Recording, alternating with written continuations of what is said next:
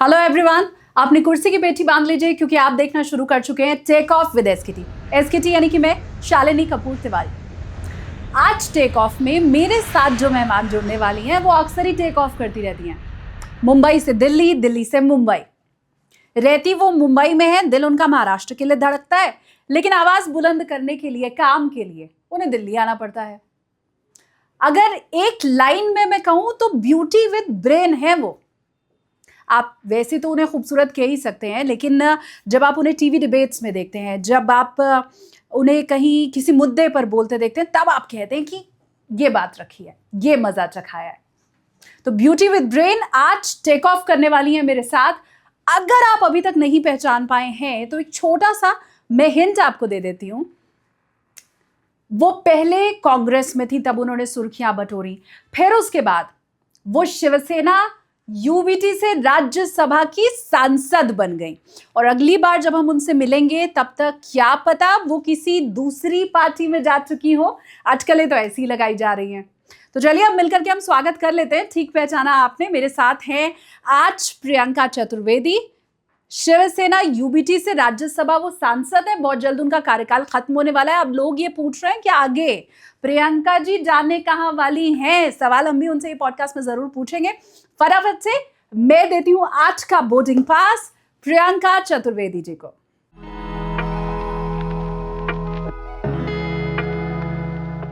बहुत स्वागत है मैम आपका। बहुत बहुत धन्यवाद। हम राजनीति की ऑब्वियसली बातें करेंगे, बाकी सारी चर्चा होगी, लेकिन एक चीज़ जो मैं बरसों से आपसे पूछना चाहती थी, जब मैं आपको टीवी पे देखती थी, देखो अब लड़कियां बात कर रही हैं, दो खूबसूरत लड़कियां बात कर रही हैं, तो फैशन की और मेकअप की और इसकी तो बात होगी, दुनिया चाहे जले तो जले। मुझे आप ये बताओ, जो मैं सबसे पहले पूछना चाहती थी, कि मुझे आईलाइनर लगाना 2024 में आया। इधर का लगाओ तो ये मोटा हो जाता है, ये लगाओ तो ये मोटा हो जाता है। मैं बरसों से आपको देख रही हूँ, लाइनर के साथ आप आती हैं, सदन में है, टीवी डिबेट्स में है, और बराबर लगा होता है। तो ये कहाँ से सीखा, पहले ये जानना है। मेरी एक दोस्त है, वो मेकअप आर्टिस्ट है, वो मुझे अभी तक कहती है कि मुझे लाइनर लगाना नहीं आया। तो she is a very well known, काफ़ी रिनाउंड है वो। अच्छा। पर मेरी, क्योंकि मैं स्कूल से लगाती आ रही हूँ, बचपन से मेरी बहन को देखा था कैसे वो लाइनर लगाती थी। मैं अभी भी वही लिक्विड लाइनर लगाती हूँ, एक पुराना एक लैक्मे का लाइनर आता है। हाँ, मैंने वही लगाया हुआ है ना। हाँ, तो मैं उसी को लगाती हूँ। और अब तो इतनी आदत पड़ गई है कि it's become part of my life. जिंदगी जैसे सवेरे उठो और तैयार जैसी हो तो ये आईलाइनर लगाना है। एक काजल मैंने लेट शुरू किया लगाना, बट लाइनर तो आई थिंक स्कूल टाइम से मैं लगा रही थी। अच्छा, अब दूसरा सवाल, जैसा मैंने कह ही दिया, दुनिया चाहे जले तो जले। मेरे मेल व्यूवर्स जो आपको इस समय देख रहे हैं, और वो अपनी बीवी को, अपनी गर्लफ्रेंड को अगर साड़ी गिफ्ट करना चाहते हैं, तो मुझे दुकान के नाम के साथ क्या आप कोई भी एक शॉप बता सकते हो जहाँ से आप साड़ी खरीदते हो, और मैं जा करके बोल दूँ कि मुझे प्रियंका चतुर्वेदी वाली साड़ी चाहिए। ओह, एक तो कोई साड़ी की दुकान नहीं जानती हो कि प्रियंका चतुर्वेदी साड़ी कौन सी पहनती हैं।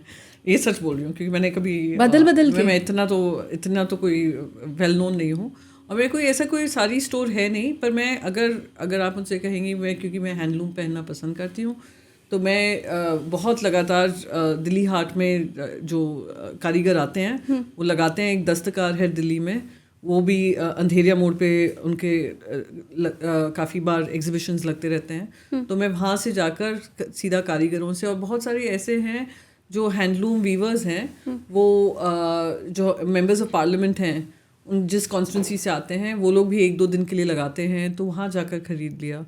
अदरवाइज अगर मैं खरीदूंगी तो प्रॉबेबली नलीज चली जाऊंगी, सेफ बेट है। फैब इंडिया चली जाऊंगी, सेफ बेट है। अगेन ये स्पॉन्सर नहीं है। हाँ, नहीं है। अगर आप दुकान पूछे, कला निकेतन एक मुंबई में है, वहाँ चली जाऊंगी। ठीक है। पर एक दो नली, कला निकेतन, फैब इंडिया मैंने तो रख लिया। तो ये क्योंकि हैंडलूम मेरा फर्स्ट चॉइस है। ठीक है, डन। तो हमें साड़ी भी पता चल गई, और एनीवेज आपको तो लेडी शशि थरूर इन साड़ी का भी खिताब मिला हुआ है। जी, ये भी मिला हुआ है। हाँ। तो कैसा लगा सुन के? मुझे हंसी आई, और शशि थरूर जी को भी काफ़ी हंसी आई जब उन्होंने ट्वीट पढ़ा था और वो प्रोमो देखा था हमारा। हाँ। और वो उस कॉन्टेक्स्ट में था जहाँ मुझसे कहा कि आपकी दोस्ती सभी तरफ है। तो मैंने कहा हाँ, क्योंकि अब ज़िंदगी में सोच अलग अलग हो सकती हैं, कहीं कोई इंसान से दुश्मनी थोड़ी ना है, सोच अलग अलग है। तो उसी बात पे उन्होंने ये कहा था, वो काफ़ी वायरल भी हो गया था। और वो वाली क्लिप भी बहुत वायरल हुई थी जिसमें शशि थरूर पीछे हैं, आप वापस गई हैं और जाके आपने फ़ोटो क्लिक करवाई है, वो भी बड़ा वायरल हुआ। मैं अगर जाकर पार्लियामेंट की सीढ़ी पे भी बस जाकर खड़ी हो जाऊं तो उस पर भी कोई कंट्रोवर्सी हो सकती है। तो वो कुछ लोग होते हैं जो कंट्रोवर्सी अपने आप ही उनके साथ जुड़ी रहती है। मैं उनमें से एक हूँ कि हाँ। कंट्रोवर्सी की कमी नहीं है मेरी ज़िंदगी में। मैं एक छोटी सी रिक्वेस्ट अब आपसे कर रही हूँ, मुझे एक बार फिर से वो आप एक्ट करके दिखाओ ना, बिलावल भुट्टो वाला। अब वो कौन तो पता नहीं, वो रात बेचारे के वो खुद अंधेरे भी में, कहाँ चले गए हैं। बिलावल भुट्टो आफ्टर डायलॉग फिर से चाहिए। मुझे वो क्या था, हाँ, कौन रात के अंधेरे में हमले करते हैं, सिर्फ चोर रात के अंधेरे में हमले करते हैं। और उनकी हिंदी भी गलत थी, उनका बोलने का तरीका भी इतना वियर्ड सा था। तो मैंने कहा अगर आप जैसे लोग बात करेंगे और क्या झड़पोक रात के अंधेरे में हमले करते हैं, अरे डरपोक क्या, हमने दिन दहाड़े आपके यहाँ पे हमला किया था क्योंकि आप लोगों ने एक आतंकी हमला हमारे देश में किया था। हमारा तो रिस्पॉन्स जो था हमारे देश हित के लिए था। आप जो काम करते हैं, कायरतापूर्ण काम करते हैं, किसी और को भेजते हैं अपना नापाक एजेंडा चलाने के लिए, कायर तो आप हैं। कायर तो वो हैं, मैंने तो इसी कॉन्टेक्स्ट में कहा था कि बिलावल भुट्टो आप हैं, क्योंकि आपकी माता हों, आपके ग्रैंडफादर हों, उनकी हत्या इसी आर्मी ने की, पाकिस्तान आर्मी ने। ठीक बात। और आप आज आकर उनका संदेशा लेकर दुनिया भर में घूम रहे हैं, इससे बड़ा कायर कौन। तो इसलिए मैंने उनको जवाब देने के लिए मैंने कहा कि ये जवाब, क्योंकि वो वहाँ पे आ रहे थे, हमारे जाते ही ब्रसल्स आने वाले थे। आई डोंट थिंक ये लोग ब्रसल्स गए थे फिर, और गए भी होंगे तो ज़्यादा कुछ ऐसा मजाक उड़ाया आपने उनका जवाब ऐसा दिया, इतना टेम्पटिंग था करना, क्योंकि मैंने कहा कि इतना ज़्यादा वो दूसरे देश को कायर बोल रहे हैं, ये बोल रहे हैं, वो बोल रहे हैं। आप लोग जो कायरता भरे काम करते हैं, कोई उसको तो बेनकाब करे। और वो आई एम ग्लैड कि वो इतना वायरल हुआ। मुझे तो किसी ने कहा, क्योंकि यहाँ पे तो कोई भी यूट्यूब चैनल्स पाकिस्तान के नहीं चलते हैं, हाँ। पर कहा गया कि काफ़ी वहाँ पे भी जो उनके ऑपोजिशन में हैं, हाँ। बिलावल भुट्टो के, उन्होंने भी उसको खूब चलाया था कि रिश्ते में तो हम तुम्हारे बाप लगते हैं। वो तो एक बार फिर से ट्राई कौन सा करें। था? रिश्ते में तो हम तुम्हारे बाप लगते हैं। शहंशाह वाला, हाँ, हाँ, हाँ। अमिताभ जी का। I mean I am nowhere उनकी क्या कहते हैं, पैर की धूल भी नहीं है, but How sweet. I am a big fan of him. पर मैंने कहा, आई थिंक वो एक पॉडकास्ट में कहा था, रिश्ते में तो हम तुम्हारे बाप लगते हैं, नाम है शहंशाह। वाह, क्या बात है, क्या बात है, शानदार। Second job offer. इसी बात पे एक लाइक करो, और मैं चाहती हूँ कमेंट्स करके ये भी बताओ। ऑडिशन कर रही हूँ मैं, कोई समझो। अच्छा, एक भावनाओं को समझो। प्रियंका जी ने कैसी एक्टिंग की, कैसी, क्योंकि ऑडिशन चल रहा है तो मैं थोड़ी नंबर दूंगी, वो तो हमारे व्यूवर्स देंगे ना। तो अब आप बताओ 10 में कितने नंबर आप देते हो प्रियंका चतुर्वेदी को? प्रियंका चोपड़ा से अच्छी एक्टिंग ये हुई है या नहीं हुई है? प्लीज कमेंट करो और मुझे जरूर बताओ। ठीक है, अब दिल्ली में दम घुटता है, मेरा घुटता है, सबका घुटता है, अब तो मुंबई में भी दम घुटने लगा है। सवाल मेरा ये है कि दिल्ली में दम ज़्यादा घुटता है या जब आप कांग्रेस में थी तब दम ज़्यादा घुटता था? नहीं, आई थिंक ये कंपैरिजन ठीक नहीं है, क्योंकि बहुत सारी चीज़ें थी जो मैंने कांग्रेस में रहते हुए सीखी। ये चीज़ें हट नहीं सकती हैं कि पार्टी ने मुझे प्लेटफॉर्म दिया, पार्टी ने मुझे जिम्मेदारियां दी, जिम्मेदारियां मैंने अच्छे से निभाई, जिम्मेदारियों को अच्छे से निभाते हुए पार्टी ने मुझे और जिम्मेदारियां दी।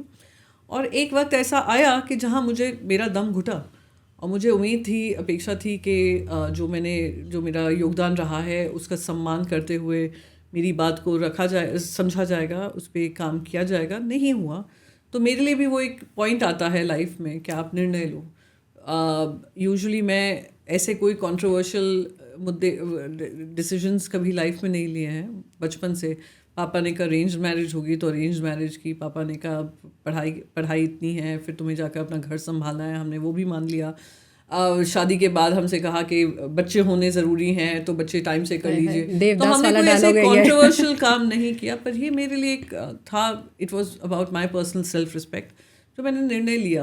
कंट्रोवर्शियल नॉट कंट्रोवर्शियल जो भी हो, उसका सामना भी मैंने किया। देश जानना चाहता है, नेशन वांट्स टू नो, मेरा डायलॉग नहीं है बट जिसका भी है मैं बोल रही हूँ। नेशन वांट्स टू नो, अप्रैल में प्रियंका चतुर्वेदी का राज्यसभा टर्म खत्म हो रहा है, उसके बाद क्या? ओके, जैसे वो कांग्रेस का सवाल है, ये एक सवाल वैसा ही बनता जा रहा है मेरे लिए। अब आप मुझे एक बात बताएं,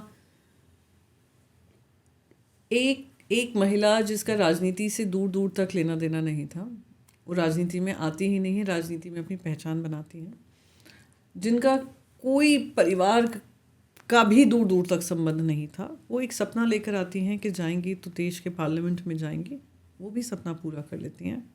सर्कमस्टांसेस आते हैं लाइफ में, तो क्या उसका मतलब ये है कि हम कोई और एग्जिट रूट देखने लग जाएं, कोई री एंट्री ढूंढें?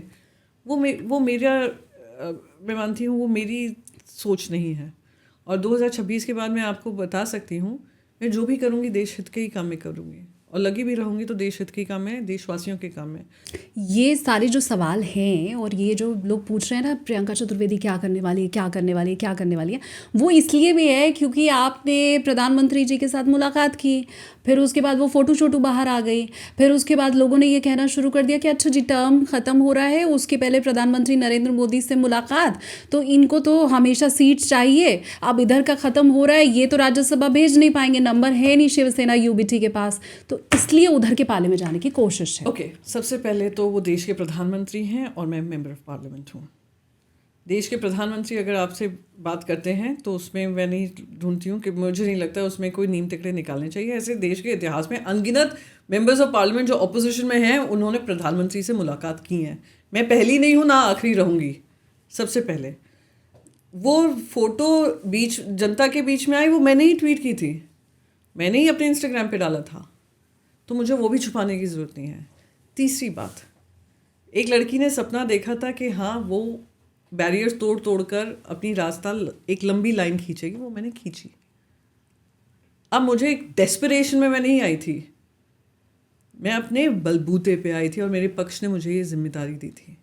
मैं जब पॉडकास्ट करती हूँ ना, हम पहले तो टेक ऑफ करते हैं, फिर हम टर्बुलेंस भी आता है, हाँ, फिर हम लैंडिंग भी करते हैं, हाँ, और गेस्ट जो बता रहे होते हैं मैं उनको सिंप्लीफाई करके मेरे व्यूअर्स को भी बताती जी, चलती हूँ, जी। क्योंकि कभी डॉक्टर्स ऐसी बात बोल रहे हैं कि वो जहन से हाँ, है ना स्किप हो जाती है ना, नोटिसेबल नहीं हाँ, रहता हाँ, है, हाँ, तो आपकी बात को मैं थोड़ा सिंप्लीफाई करके बोल दे हाँ, रही हाँ, हूँ, sure। अगर मैं गलत बोल रही हूँ तो आप हाँ, ठीक कर हाँ, देना, हाँ, हाँ। कि प्रियंका चतुर्वेदी जी ने ये बात हमें बताई है कि 2026 में अप्रैल में जब उनका कार्यकाल राज्यसभा का समाप्त हो रहा है शिवसेना यूबीटी के साथ, तो ऐसी कोई विचार नहीं बना रही हैं कि वो कुर्सी पाने के लिए सांसद बनने के लिए किसी दूसरी पार्टी को ज्वाइन कर रही हैं।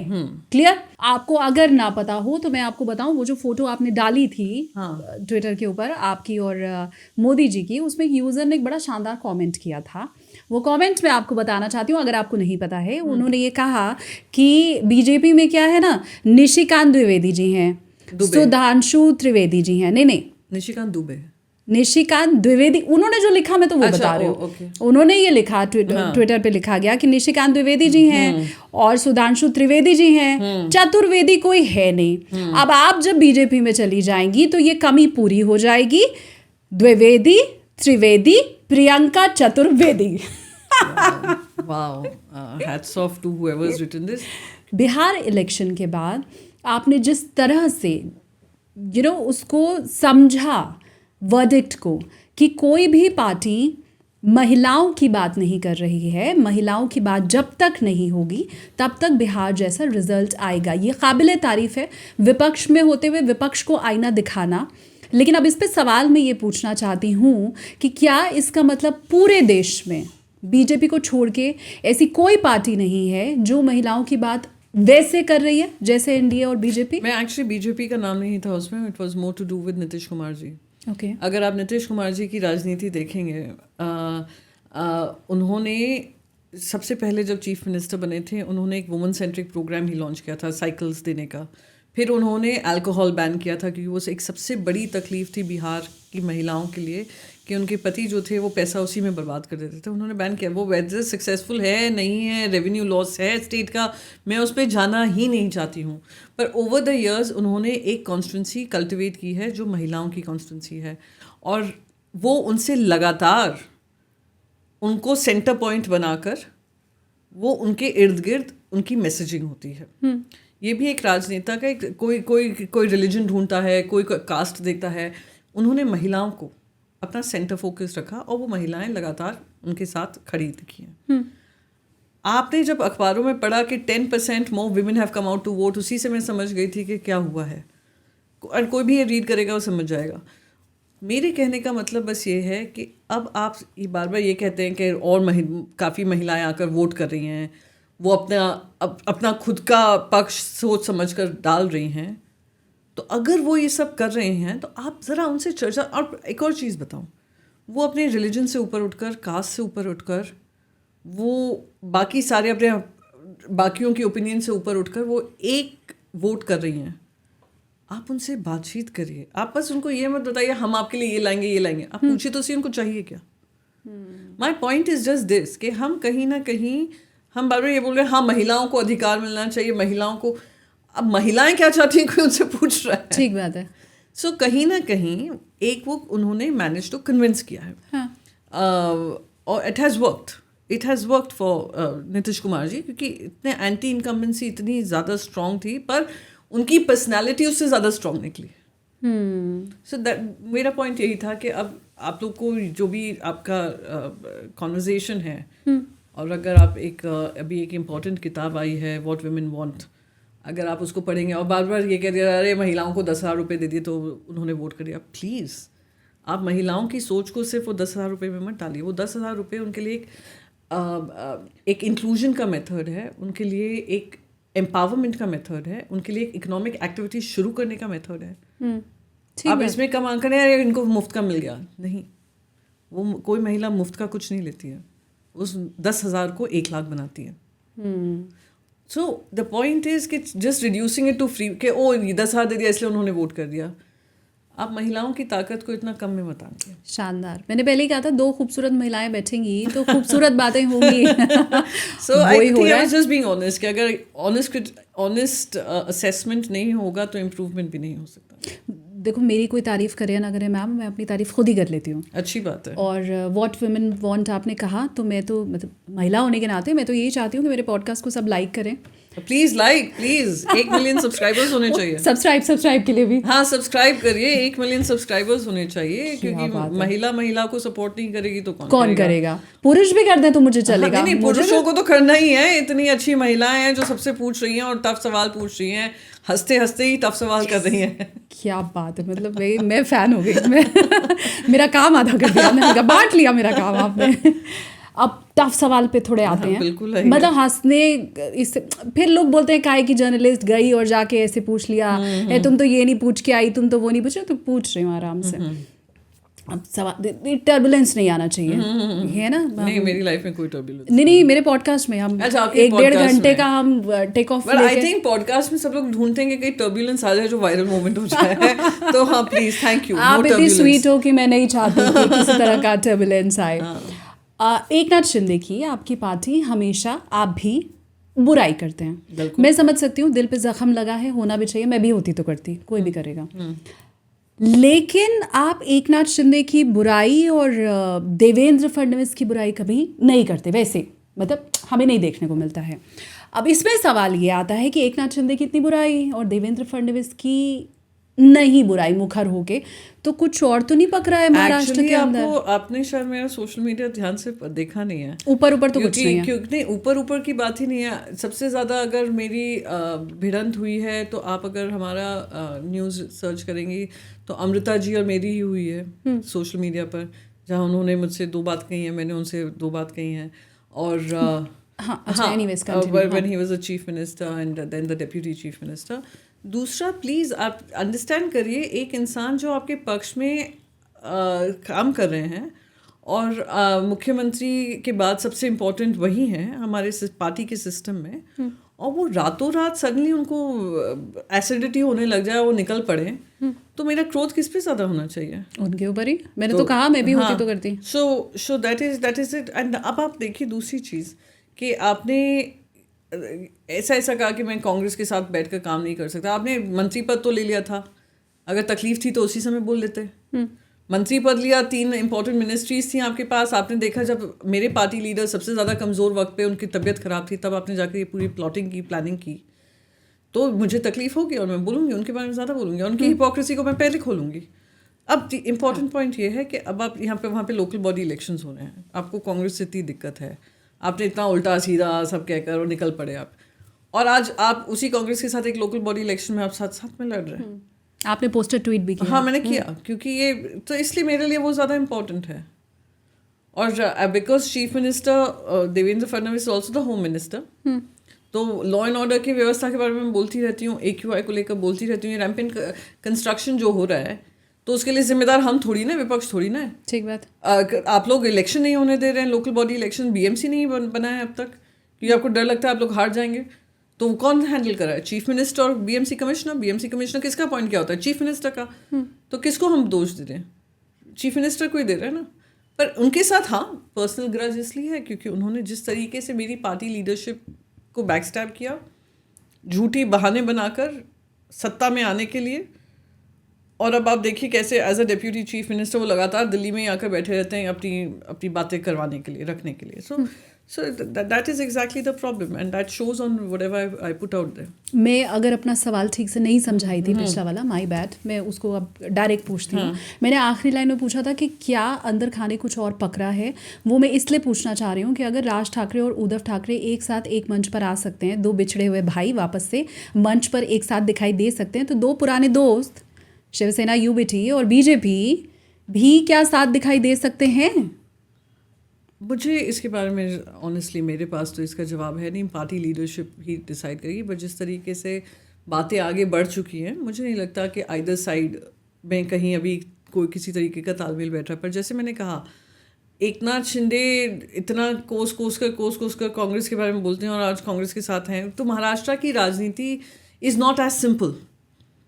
तो क्या होगा, कल क्या होगा, मैं कोई भविष्यवाणी तो कर नहीं पाऊंगी, एस्ट्रोलॉजर तो हूँ नहीं। पर मैं आज के माहौल में अगर आप बात करेंगे तो जिस तरीके से पूरा ये पार्टी को तोड़ने का काम किया गया, पार्टी पक्ष और चिन्ह उनको देने का काम किया गया, जिसकी लड़ाई अभी भी हम सुप्रीम कोर्ट में लड़ रहे हैं और अब तक उस पर निर्णय नहीं हुआ है, तो उस समय पे ये खिचड़ी पकने का तो कोई सवाल ही नहीं उठता। आपने कहा मैं एस्ट्रोलॉजर तो हूँ नहीं कि भविष्यवाणी करूँ। मैं एक अलग पॉडकास्ट चैनल चलाती हूँ, उसका नाम है Chintamani with SKT। Chintamani with SKT, Shalini Kapoor की वाली SKT। अभी वो क्या है ना, पूरा एस्ट्रोलॉजी और स्पिरिचुअल बेस है। उनसे पूछे आप लोग उनसे, यही तो मैं बताने जा रही थी। क्वेश्चन है। हाँ। आप उनसे कि प्रियंका चतुर्वेदी 2026 के बाद क्या करने वाली हैं? मैं पूछूंगी। हाँ पूछिएगा। वो बताते हैं वो सब। अच्छा, जिसको जो कहते हैं ना कि नीतीश का मेरे पास वो नहीं है, नीतीश कुमार का सही डेट ऑफ बर्थ नहीं, वो फिर टैरो से बता देते हैं। हाँ, और मैं उनसे कहिए टैरो से निकालिए।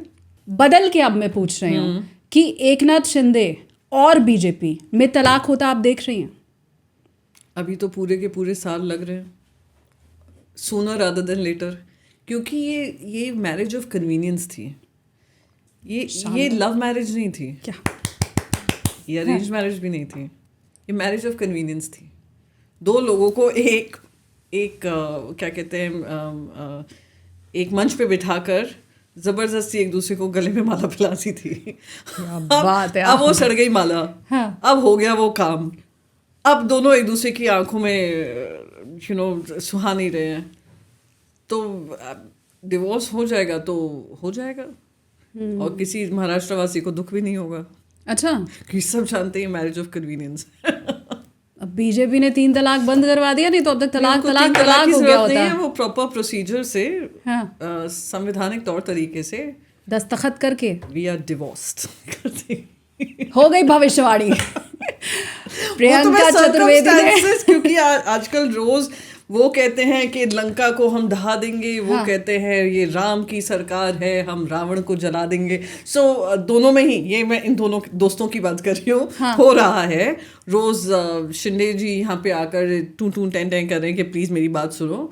तो कहीं ना कहीं वो दिख रहा है, होगा नहीं होगा। मैं जब कोई एस्ट्रोलॉजर सही भविष्यवाणी कर देता है तो मैं फिर उसके साथ पॉडकास्ट करती हूँ और मैं ओपनिंग में बताती हूँ कि इनकी पिछले पॉडकास्ट की ये भविष्यवाणी सही साबित हुई। अब हम इनके 25 में 26 का करवाएंगे ना, हम 24 में 25 का प्रेडिक्शन करवाया, अब 25 में 26 का करवाएंगे। तो मैं शुरू में आके बोलती हूँ ये प्रेडिक्शन अगर आपका सही हो गया ना, मैं आऊंगी दोबारा, मैं ओपनिंग में यही कहूंगी कि ये बातें प्रियंका जी की सही साबित हुई। अब हम नए सवाल लेके आए हैं। लीजिए घी शक्कर लीजिए, फिर से दोबारा आइए। हम तो यही कहेंगे आपको। You welcome. ठीक है, डन।